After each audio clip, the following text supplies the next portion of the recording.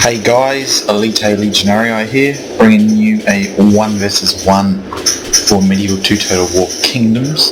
This time again I'll be playing as the Teutonic Order. This is the Teutonic expansion, and my opponent is a very unlikely opponent in real life. It's the Holy Roman Empire. Obviously these two were very close friends in real life, but let's just assume that there's been a disagreement among the Germans. So anyway, I've bought a slightly different build to what I had last time. I have, for archers, I think it was 4 or 5 units of Prussian archers. I think it's 4 actually. I think it's 4. And I've got 2 units of these clergymen. It's supposed to boost morale, so I was aiming on that. And of course my main infantry, because I've got a couple of pieces to the meat shield, which is standard. And I believe there's 5 units of upgraded dismounted Ritterbrüder, which are the extremely powerful knights. Here's a good look at them. Very awesome looking knights. Extremely awesome, extremely powerful, but very expensive. For cavalry, I have 2 units of Ritterbrüder cavalry, which are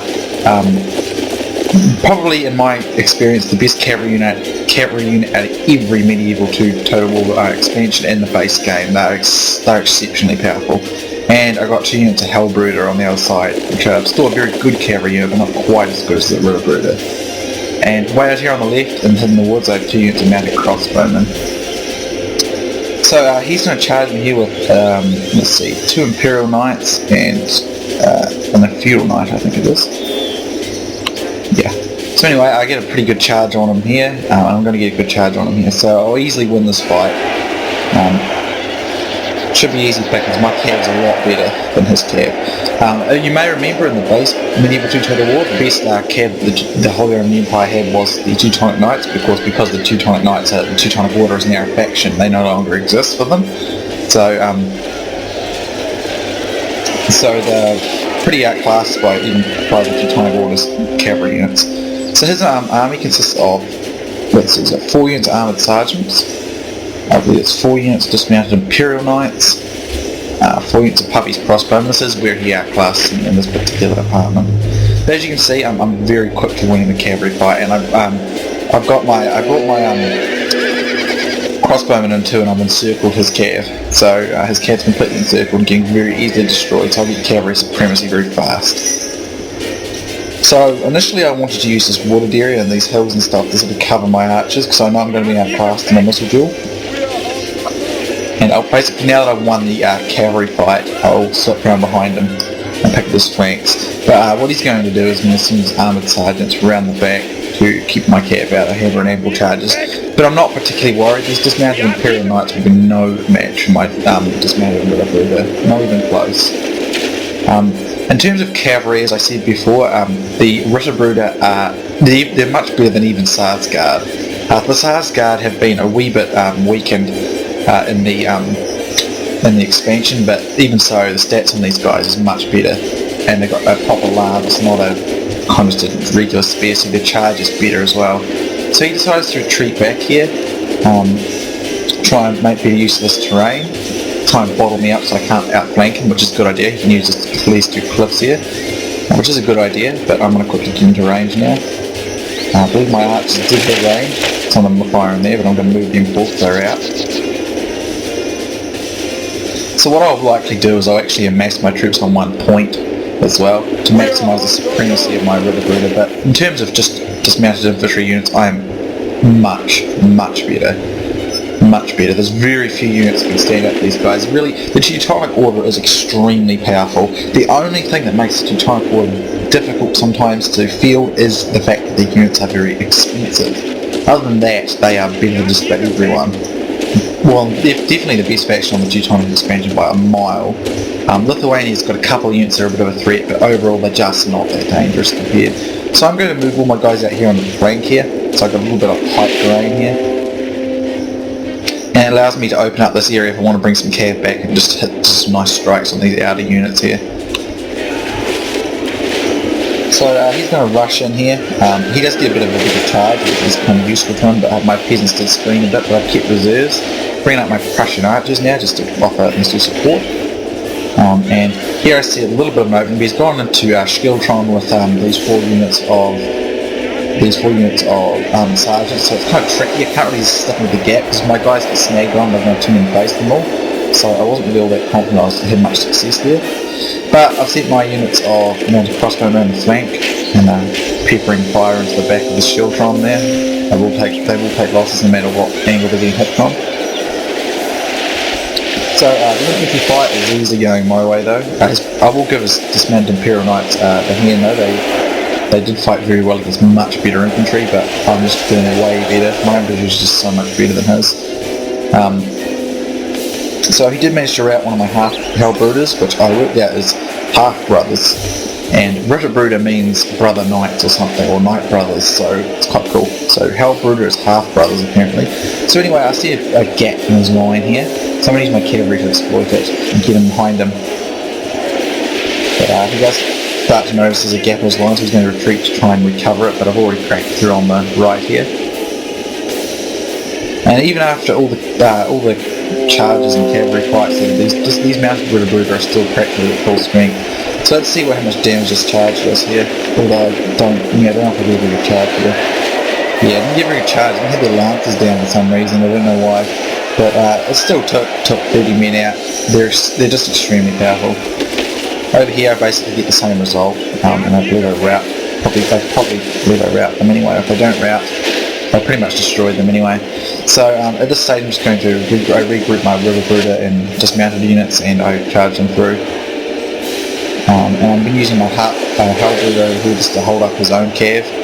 And now I'm going to probably send my Ritterbruder around the flank again. I've moved up my crossbow cav up here onto the flank, so I'm pouring down the back of his men here. I do manage to get my infantry into his spearmen, which are still in Skiltron, and they would be absolutely massacred in Skiltron. There's nothing they could do against my infantry anyway, completely outclassed. And as I had these clergymen right in there. It says they boost morale, but there's no like actual thing that tells them like the enemy are badly bloody. They have lost half their men. But apparently it says they do, so just having them close by helps. But again, the Teutonic Knights' morale is really high as well. I mean, look at these guys; they just look so cool. They really do. I mean, I love the shoulder bits on them. I mean, look at the cool. The helmets are interesting, but I really like the shoulder armor there. It's got like, kind of like. It's just really neat. The armour just looks so neat and uniform. Look at that nice shoulder stuff, nice greaves and stuff. They look better than standard knights in the game, in my opinion. So anyway, I'm starting to get my knights into the back of his army here. I'm sending my two mounted Ritterbruder around again. I mean, they've hardly taken any losses at all. They're just beasts. If they get a charge, they'll just destroy anything. The only units probably that I would say that would be equal to them, I generally say they're probably the best cav unit on the whole screen of Medieval 2. But probably, I guess you could say the Constable of Jerusalem unit from the Kingdom of Jerusalem, simply because it's a double strength unit, would probably be able to defeat it. Maybe, it probably would defeat it just because of sheer numbers, and perhaps the Marshal of the Templars and the Marshal of the Hospitals because they've got the 2 hit points. But other than that, there's no other cav that can compete with these guys. Unless of course they, better charges and all that sort of stuff, and better numbers and all that sort of thing. But in a straight for one they'll lose, because these guys have got awesome charge as well as melee fighting. I would like if they had a mace, but that would make them way too strong, so it's probably better this way. So anyway, I'm going to get the rest of his guys over here. The charge, as you can see, his whole army is starting to crack. So the Teutonic Order is forging the new path for Germany at this stage, we'll just assume. But as you can see, everything's starting to break now.